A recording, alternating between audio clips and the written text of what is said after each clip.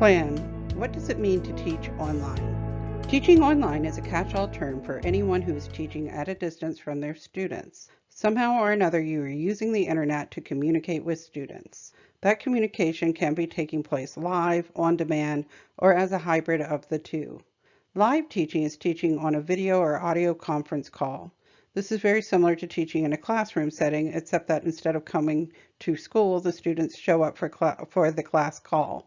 Another style of online teaching is an on-demand or drip course. These are pre-recorded lessons hosted on websites.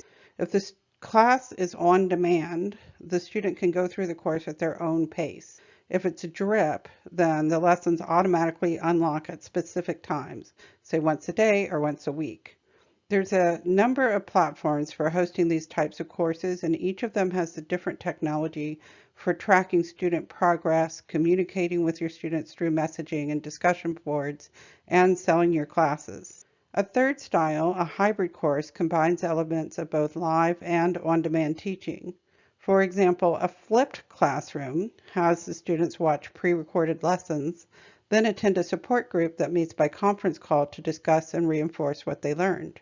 Or you may teach the bulk of the class through video conference, then post up replays and have handouts and supporting materials in the learning management system.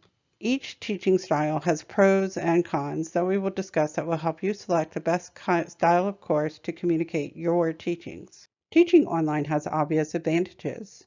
You can teach from anywhere, which means you are free to travel, and you don't have to incur the expense of renting a place or work with a school. You can create your own work schedule. You can teach in a variety of creative ways. So just like Adele is a great singer, some teachers are great writers, some are great performers, some have beautiful speaking voices, and some are visual artists. Online, you can develop powerful creative media using your unique strengths. A good course is like a work of art. You can teach students all over the world. Even if you have a niche specialty, you can find plenty of people who will support your business. For students, a big advantage of being online is having access to teachers all over the world. Many people do not have teachers in their own communities that they feel a connection to. Students like owning the course materials, being able to go back and watch a video or find a handout later on. A big advantage is avoiding travel expenses and hassle. There are a lot of people who have illnesses, disabilities, lack of funds, and in life situations that make travel difficult for them. Even short travel can be hard for people who live without transportation options, or in areas where the weather is bad, or who work unusual hours, or have caregiving responsibilities that mean they need to be home. Some people don't like to travel, and some people have limited funds and find it less expensive to study online. Teaching online also has a lot of specific challenges and is easy to overlook some of the big ones. In order for communication to be clear, you need to send the right message to the right people.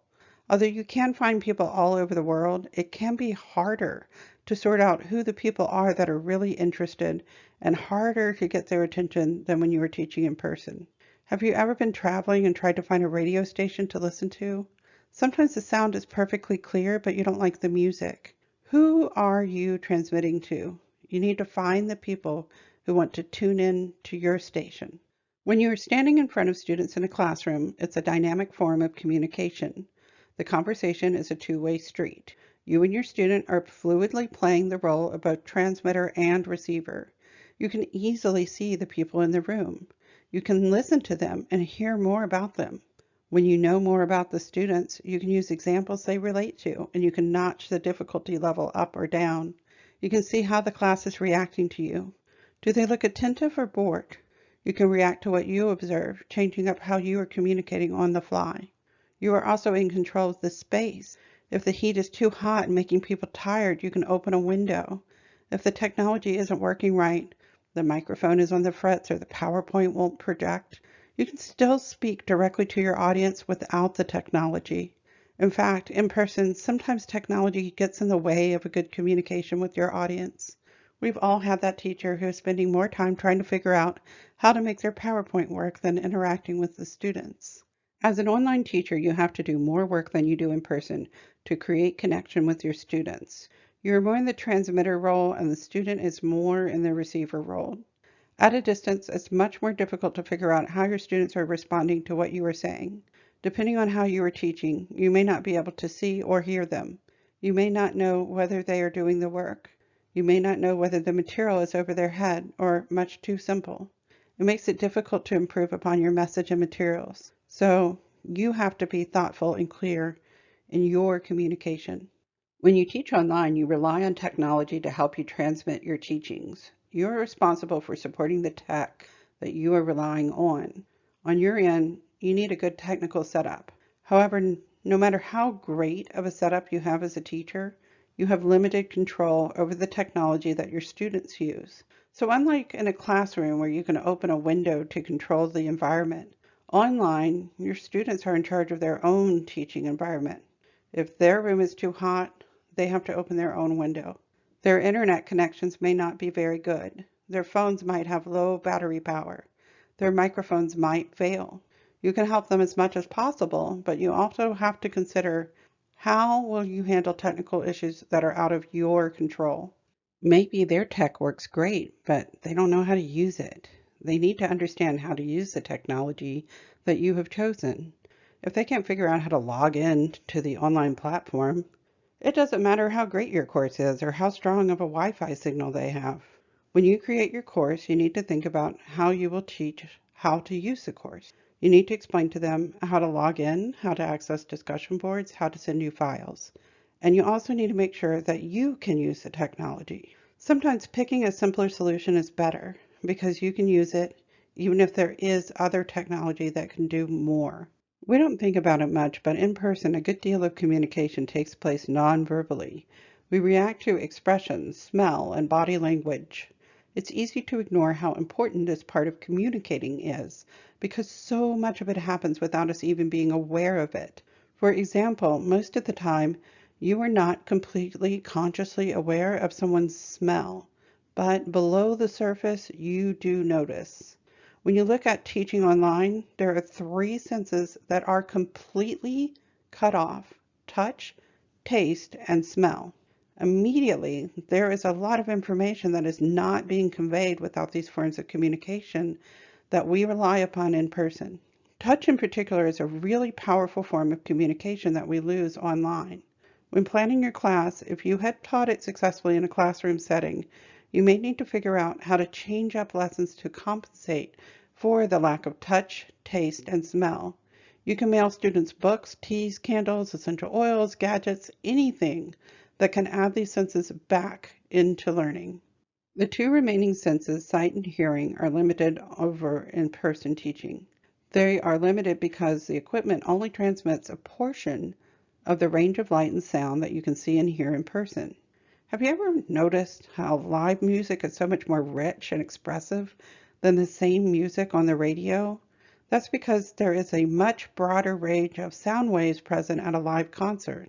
So no matter how good a recording is, it will never capture the same depth of sound of being there in person. If you, even if you do record it well, does the student have the ability to play it at the same quality that you recorded it? Are they listening on a phone? How good are their speakers? What environment are they in? How much other noise might be competing for their attention? And similarly, camera equipment affects the quality of your video. But even a great video is flat and 2D, when a live performance is three-dimensional. The student's equipment also affects how well the video communicates when it's played back. You may record your courses with a super high quality camera, but if they are playing the video on their phone, the image is really small, and what looked great on your big monitor might be hard to see on a little screen. The first challenge is that you as a teacher need a certain degree of technical know-how to run an online course because the way you are transmitting your message is through internet services. If you want to teach by video conference, you need to learn how to use that software, and your students also need to know how to use it. If you're teaching through an online portal, then you have to be able to get your courses into the system, create all the links to receive your pay, and then you need to get your files uploaded. Then your students need to get into the system and use it. As an online teacher, you become a tech support person. To solve that issue, either you need to master the technology or you need to get support to use it well. You also need to be prepared. However you choose to teach online, it should include these 6 ingredients. 1. A clear message. 2. A medium, audio, video, or text that best communicates your message. 3. A way to make sure students are participating in the learning. 4. Technology that works for both the student and the teacher. 5. A way to build trust with the class. And 6. Heart.